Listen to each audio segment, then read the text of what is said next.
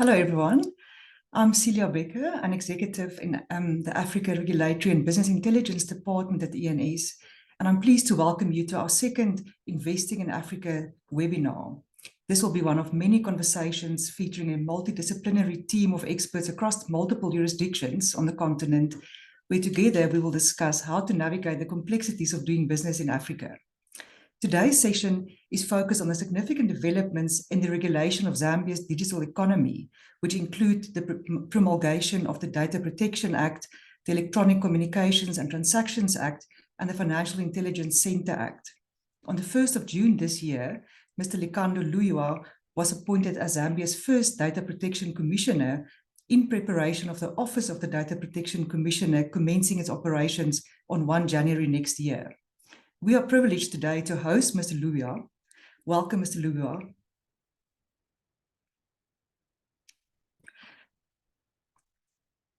Mr. Luywa, just you're on mute. Welcome. Thank you very much. Thank you for joining us. Mr. Luywa will be in discussion with one of the ENS executives, Ira Gunning, who is a data protection specialist. Welcome, Ira. Thank you, Celia. And then lastly, but definitely not the least, Chipili Salati, a partner at Mulenga Mundashi Legal Practitioners, a law firm in Zambia. They will be Chipili, welcome. Thank you, Celia. So we look forward to our discussion. Welcome to all of you. Yeah, this is a very interesting and topical conversation today, and thank you so much for joining us, all of you. To our attendees, please feel free to post any questions that you may have in the Q&A box, and we will address them afterwards. But without any further ado, Ira, over to you. Thank you so much, Celia. And yes, Mr. Luywa and Chipili, I'm so excited to be having this conversation with you because, as Celia said, we've seen so many such exciting and significant developments in the Zambian digital economy. As Celia mentioned, we've seen the promulgation of the Data Protection Act 2021, the DPA, as we'll refer to it in this session, the Electronic Communications and Transactions Act of 2021, ECTA, and then, of course, the Financial Intelligence Center Act of 2010, FICA. But let us start our conversation with the DPA, and my first question is for you, Chipili. Can you please give us a brief overview of the DPA and how it would regulate the processing of data and data control in Zambia? Thank you so much, Ira. As you said, as Celia has alluded to, these are definitely exciting times as we experience the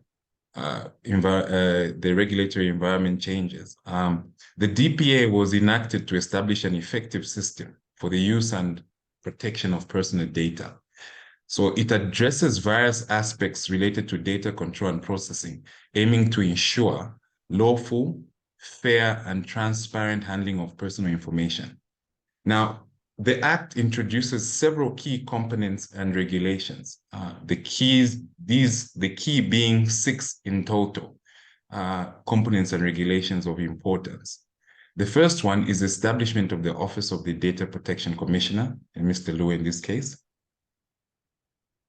This Office of the Data Protection Commissioner is established within the Ministry of Technology and Science, which ministry is responsible for supervising and enforcing data protection and privacy regulation in Zambia. The Data Protection Commissioner, based on the provisions of the Act, holds various responsibilities, which includes the registering of data controllers and processors, licensing data auditors, maintaining a comprehensive data register, fostering stakeholder engagement in data protection, and collaborating with regional and international authorities, amongst other things. In addition, the DPA introduces principles and rules outlining the principles for processing personal data, which data controllers and processors are required to follow. According to the DPA, personal data should be collected for specific legitimate purposes and processed in a compatible manner. Further to this, the DPA introduces data controllers and processors. So there is now recognition of data controllers and processors under the DPA who are required under this new act to register with the Data Protection Commissioner before handling personal data. Different categories of registrations are defined based on the size of the organization, and the data controllers and processors are obligated to adhere to technical and organizational security measures to protect personal data. In addition, the DPA also introduces the role of data auditors to ensure compliance with data protection principles. In addition, the DPA introduces rights of data subjects. It grants rights to individuals whose data is being processed. Data subjects have the right to access their personal data, rectify inaccuracies, request erasures, object to processing, restrict processing, and receive data in a structured format.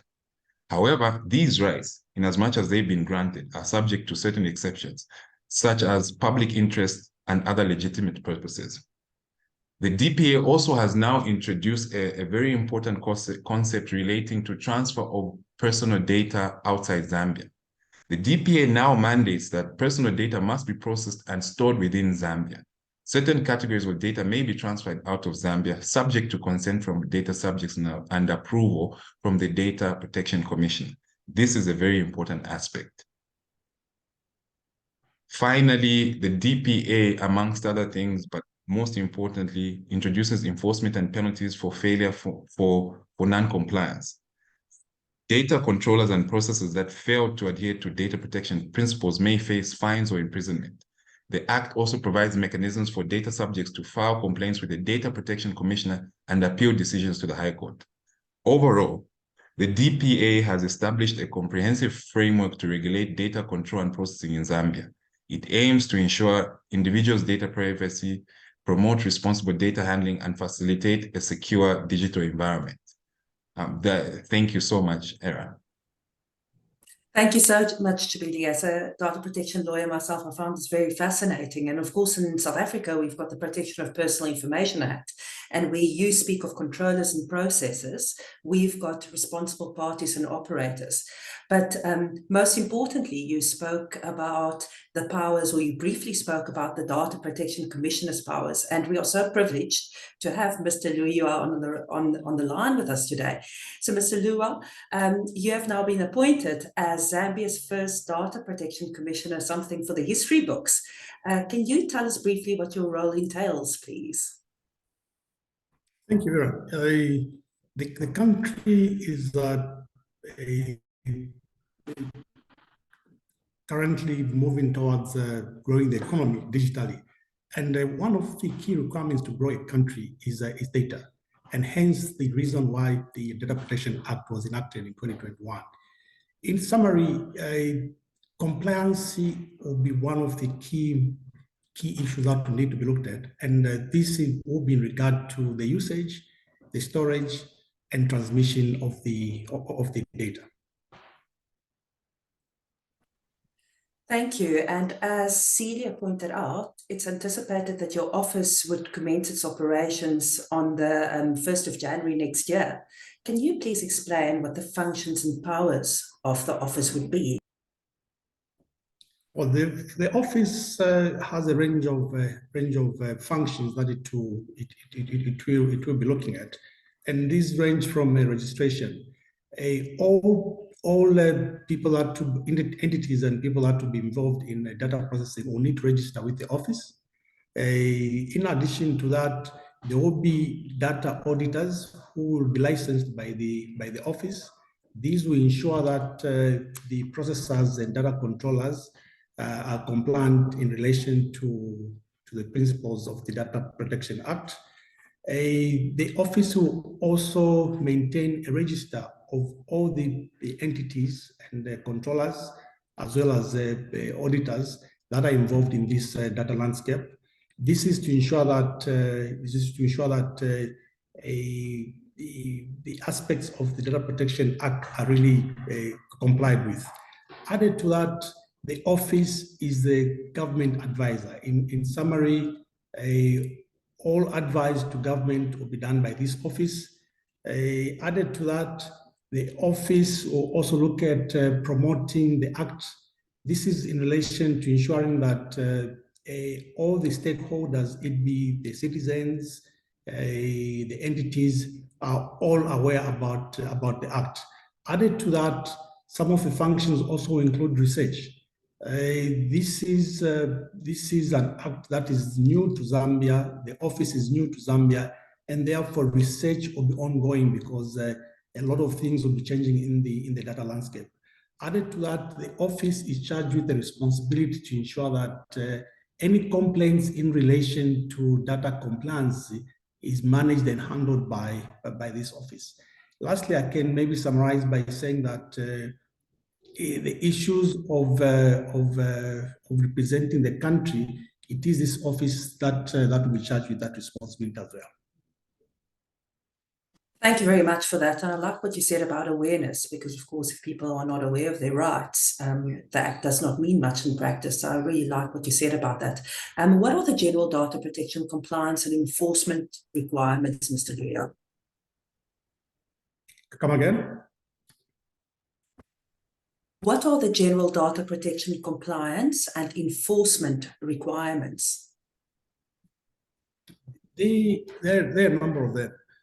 I'll start with the registration and licensing. All data processors and controllers are mandated to register with the office for them to be able to operate. This applies also to the data auditors. All the auditors will be licensed, and only the licensed auditors will be charged with the responsibility of ensuring that the compliance aspect is put in place. Added to that, the other compliance issues are purpose limitation. The data that will be collected should be for a specific purpose and only be used for that purpose that it was collected for.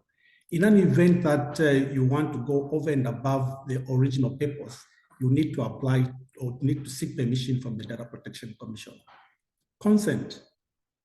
Data will only be used as agreed with the stakeholder. In short, consent will need to be agreed to be given before data can be utilized in the manner in which it has been collected for. Added to that, the data subjects, they also have rights. These rights will need to be complied with. In short, the data the controllers and processors need to ensure that the rights of the stakeholders are not infringed upon. There is the other aspect of data transfer, which is quite critical. Data generally is supposed to be stored and processed within Zambia. However, in an event that there is need to transfer the data outside the borders of Zambia, they will need to seek authority from the Data Protection Commission. In all the landscape, what is critical is that this data will need to be secured. Therefore, the data processors and controllers are mandated to ensure that the data is secure so that there's no loss and that it is used for the purpose that it was intended for. Basically, those are the major aspects that need to be enforced. Thank you so much, Mr. Luywa. And Chipili, back to you. What are the practical compliance-related challenges that you foresee in Zambia?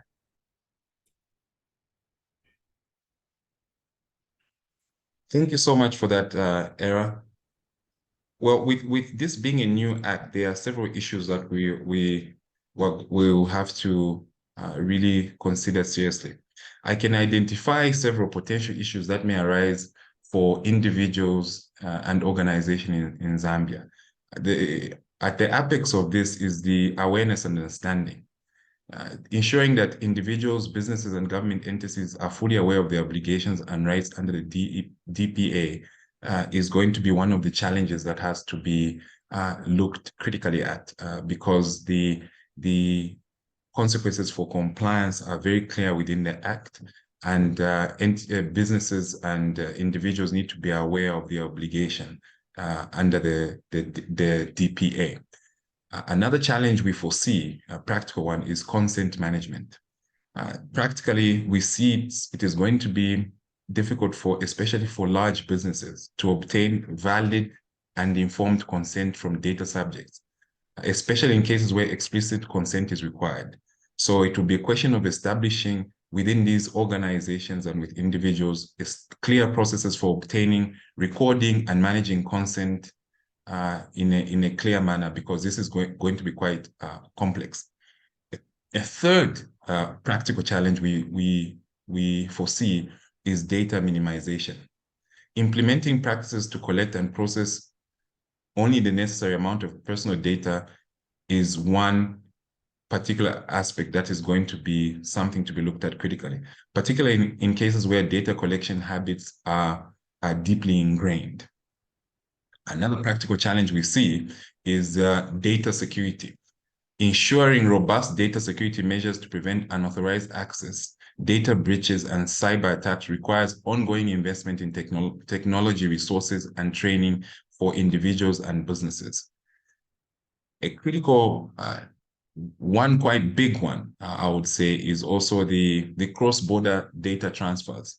Complying with restrictions on transferring personal data outside of Zambia while still engaging in international business transactions and collaborations will be something that will have to be navigated quite carefully, because the act has far-reaching impact, while businesses will need to continue doing business, but being mindful to comply with the provisions of the DPA, especially for institutions which have branches and extensions in numerous countries in Africa and around the world. Another aspect we foresee as being a practical challenge will be data auditing and compliance assessment. Establishing effective data auditing processes and conducting regular compliance assessments to identify and rectify any violations or shortcomings may require significant resource and expertise. Another aspect which is important in the practical management of the DPA is the data subject rights. Addressing data subject requests related to access, rectification, erasure, and other rights that have been presented by the DPA within specified timelines will be quite challenging, especially for organizations with large volumes of data. Implementation of the withdrawal of data subject information may also pose a challenge for such organizations with large volumes of data. Another challenge we see is for small to medium enterprises within the Zambian context. They will face difficulties in understanding and implementing data protection measures due to limited resource, expertise, and the timelines required to comply. For government entities, ensuring compliance with government agencies and departments while maintaining efficient public service may require very careful planning and adaptation. Another challenge we foresee is the data auditors' availability. The availability of licensed data auditors to assess and ensure compliance with the DPA may be limited and potentially affect the effective implementation of data protection measures. So planning around this becomes important. Of course, we cannot ignore the rapid technological changes that take place within the business environment. Adapting data protection measures to keep up with rapid technological advancements and emerging data processing methods may pose additional challenges. Finally, and quite important, is data breaches.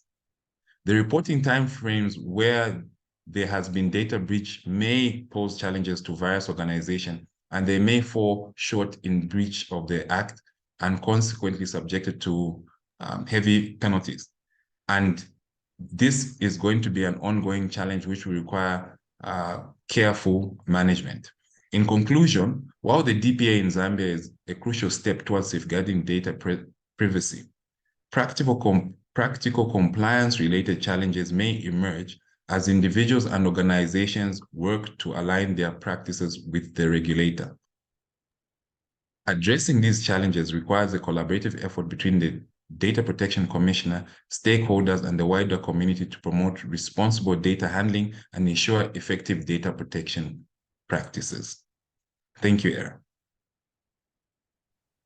I anticipate that you are going to see headaches with transborder transfers, and then, of course, data breaches. And a question that I get asked so often by my clients, I would like to pose to Mr. Luywa in the Zambian context now.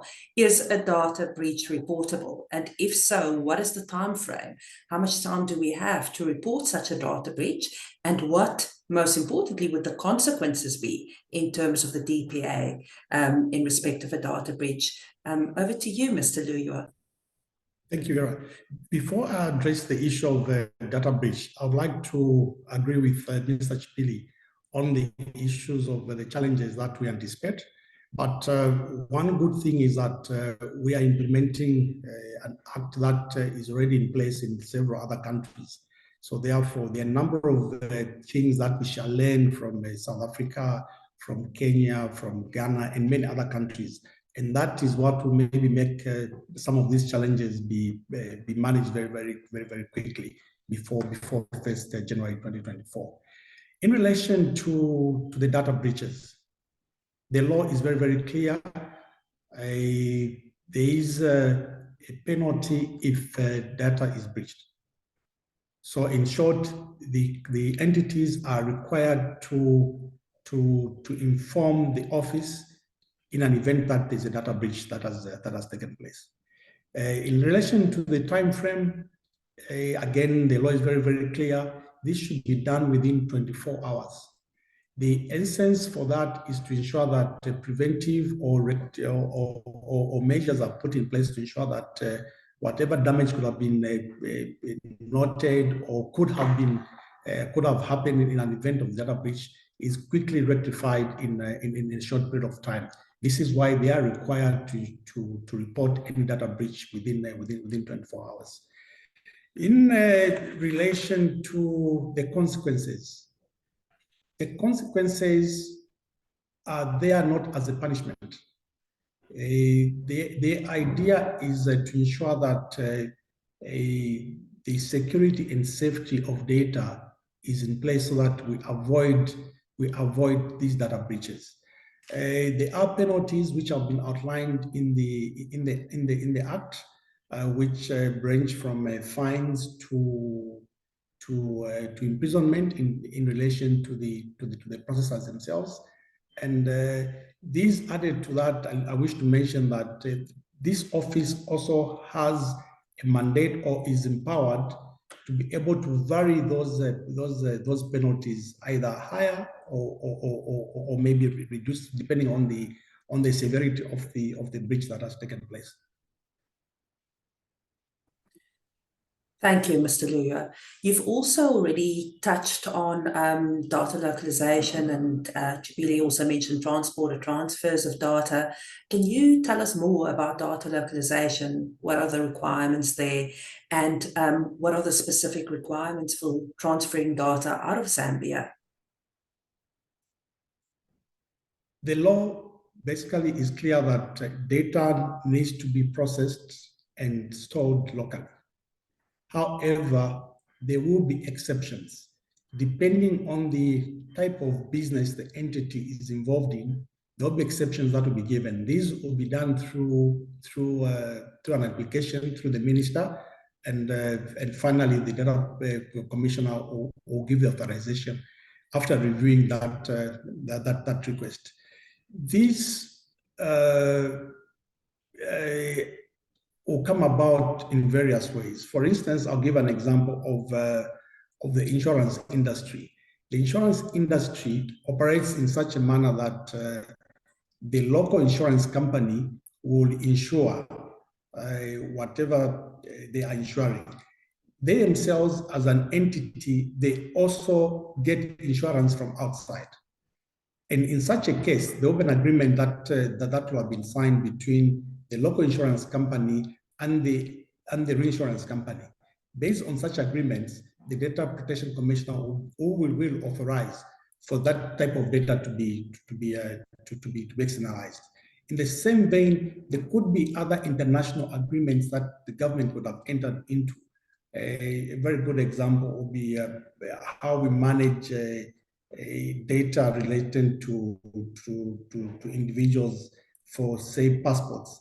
These are international agreements which such type of data will be shared to a very good extent. So in as much as data is supposed to be localized, yes, the law again, the law gives that leeway for the entities to be able to apply and give reasons why their data should not be localized or why their data should be shared across the borders. Thank you. Thank you very much, Mr. Luywa, and thank you for the practical examples. They were very useful. Putting you in the hot seat now, Chipili, let us move on to ICTA and FICA, having discussed the DPA. Can you please tell us what is the purpose of ICTA and how it would regulate e-commerce? And also, do you feel that the level of control granted to the government is appropriate? Thank you, Chipili. Thank you so much, Era. I'll start with your first question. Now, the purpose of the Electronic Communications Transaction Act is to provide a legal framework that regulates and facilitates electronic commerce, e-commerce, and the electronic communications in Zambia. The Act was designed to create an environment that supports the growth and development of electronic transactions and communications, while ensuring the security, privacy, and rights of individuals and entities involved in these activities. Now, the ICTA regulates electronic commerce in several ways. The first one is the legal recognition of electronic transactions. It establishes the legal equivalence of electronic transactions to their paper-based counterparts, ensuring that electronic agreements, contracts, and records are valid and enforceable. The ICTA also recognizes electronic signatures as valid and binding, providing a legal framework for the use of electronic signature in contracts and transactions. The ICTA includes provisions that protect consumers engaged in electronic transactions, ensuring that they are provided with accurate and clear information about their products and services and giving them the right to withdraw from certain transactions. The ICTA has also introduced provisions to safeguard the privacy and security of personal information collected and processed during electronic transactions, setting standards for the protection of personal data. The ICTA also empowers the regulatory authority to manage and administer the .zm domain name space, regulate registrars, and establish guidelines for domain name registration. Further to this, the ICTA establishes provisions that limit the liability of service providers for the transmission, routing, and storage of data messages, while outlining the responsibilities of service providers to take down infringing content upon notification. The ICTA also regulates the use of encryption services, including the obligations of encryption service providers and the conditions under which decryption keys can be released. Now, regarding the level of control granted by the government,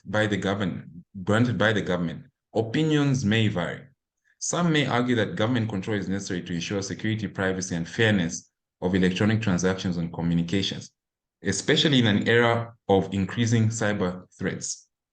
Others might be concerned that excessive government control would stifle innovation and impede the growth of electronic commerce. The appropriateness of the level of control granted by government could depend on factors such as the balance between regulation and individual freedoms, the effectiveness of enforcement mechanisms, and the impact on economic development and consumer confidence.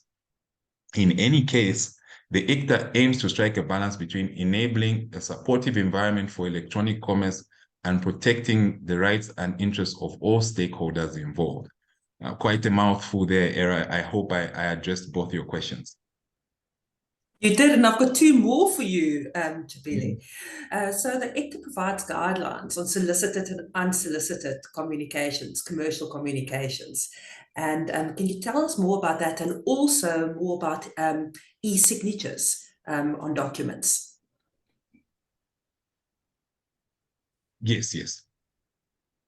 So yes, the ICTA does provide for both of those. Now, with respect to solicited and unsolicited commercial communications, the ICTA aims to protect consumers from unwanted or intrusive commercial communications, commonly referred to as spam. It establishes rules for sending of electronic communications for marketing purposes. I'll outline before some of the key aspects related to solicited and unsolicited commercial communications. So with respect to solicited communications, these are communications that consumers have explicitly consented to receive. The Act requires that the sender of the solicited communications must provide clear and accurate information about their identity, the purpose of the communication, and how the consumer's personal information will be used. With respect to unsolicited communications, which is the spam I mentioned before, these are of course messages sent to consumers without prior consent. The Act places restrictions on sending unsolicited communications or for direct marketing purposes. Marketers are required to obtain the recipient's consent before sending commercial messages, and they must provide a simple and cost-free way for recipients to opt out of future communications. The Act mandates that every unsolicited communication must contain a valid address or contact details to which the recipient can send or request to unsubscribe or opt out from further communications. Once the recipient opts out, the sender must cease sending communications to that recipient. With respect to the use of electronic signatures, the ICTA recognizes the legal validity and enforceability of electronic signatures, making them equivalent to handwritten signatures. This recognition facilitates the use of electronic documents and transactions, promoting efficiency and convenience. The ICTA has outlined how the use of e-signatures should take place. Firstly, it is important to note that the Act does not prescribe a specific type of electronic signature, but it defines electronic signatures broadly to encompass various forms of electronic authentication, including digital signatures, scanned documents, and even a person's name entered into an electronic document. E-signatures are given legal recognition under the Act in contracts and transactions. The Act establishes that an electronic signature will not be denied legal effect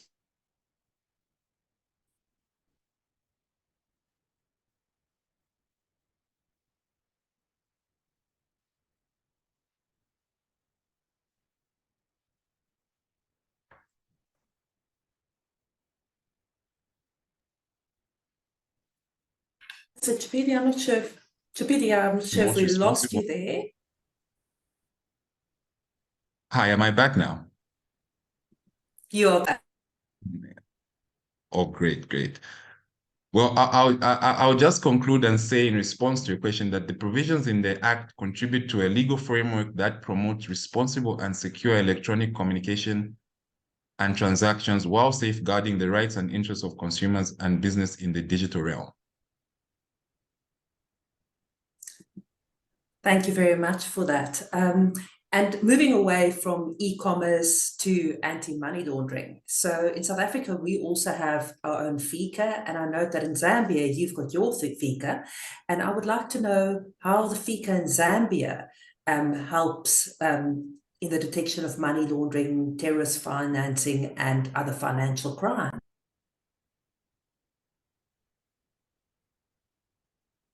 Okay, so I'll just speak briefly about that. With the Financial Intelligence Center, which is the FIC here, it is tasked with combating money laundering, terrorist financing, and other financial crimes. It receives and analyzes financial intelligence, collaborates with other relevant authorities in the investigation and assessing of their financial intelligence analysis that takes place, and ensures compliance with anti-money laundering and counter-financing of terrorism measures. Now, with respect to the Electronic Communications Transactions Act, ZICTA, or the Zambia Information and Communications Technology Authority, is the regulatory body responsible for the administration of the ICTA.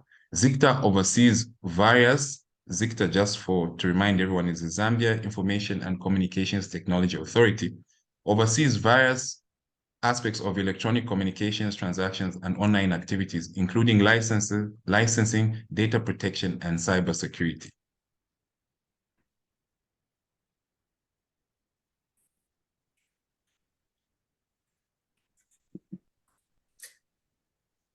Sorry, I was on mute there. Then I'm going to move on to Mr. Luywa here. Mr. Luywa, how do you see the interaction between the DPA and the ICTA and FICA and the role in relation to the various regulators? Hey, thank you, Ira. What needs to be noted is there is one common intersection, which is basically data. Data sits in the middle of what FIC does, what the other regulators also regulate. It's basically, to some extent, the common intersection is data. And this is now where the Data Protection Commissioner comes in to ensure that he harmonizes the other laws to ensure that this data landscape is used accordingly.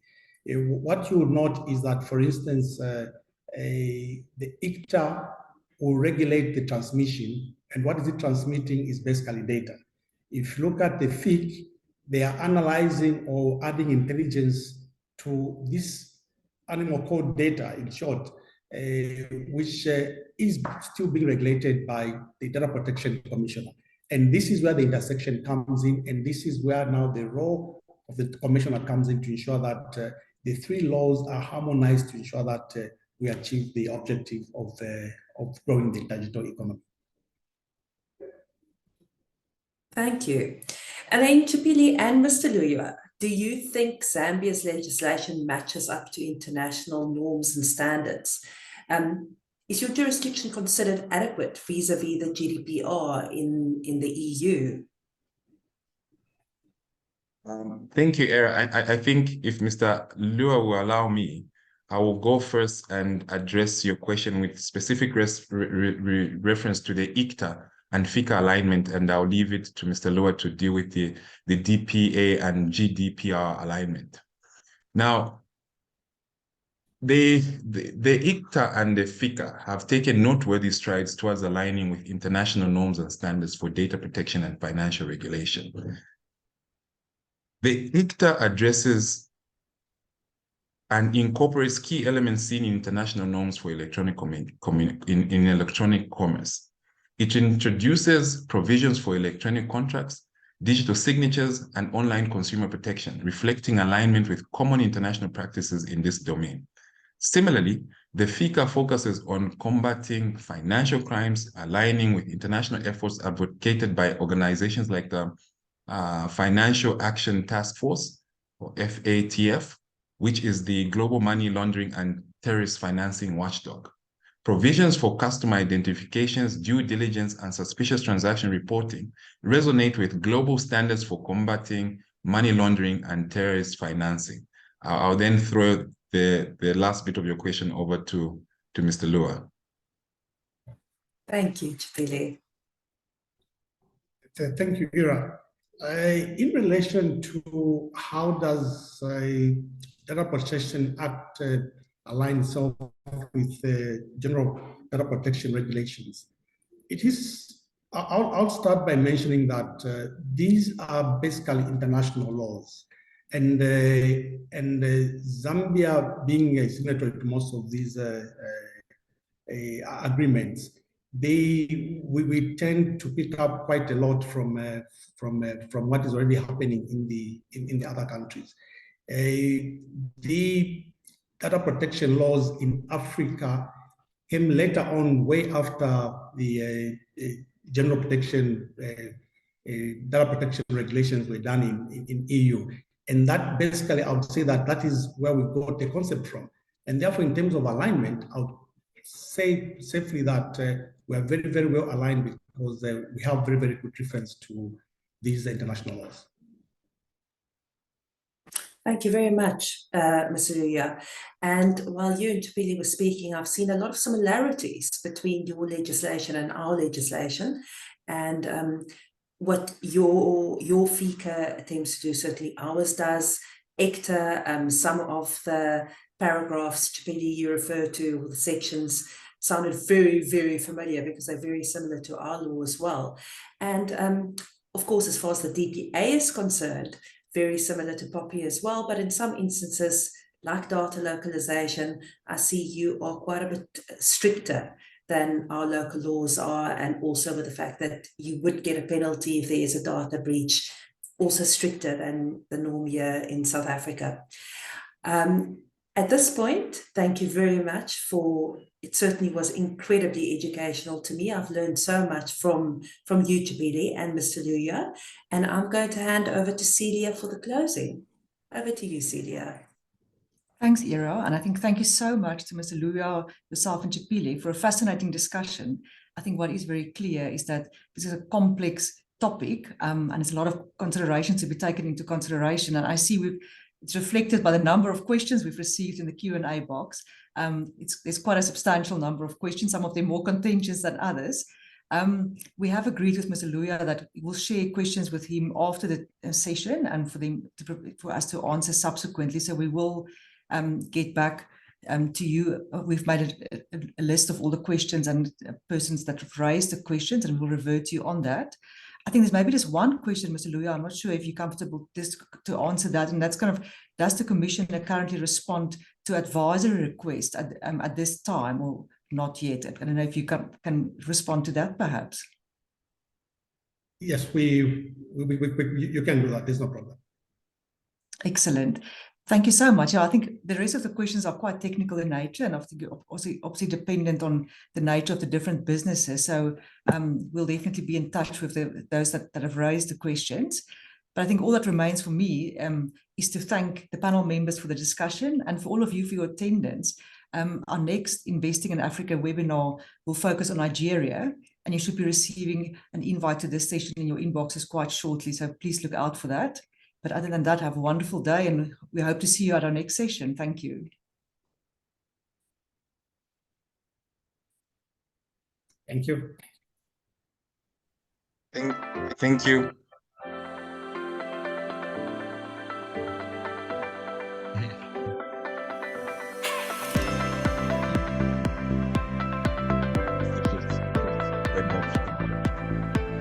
There are a lot of questions. We can't see it as attendee.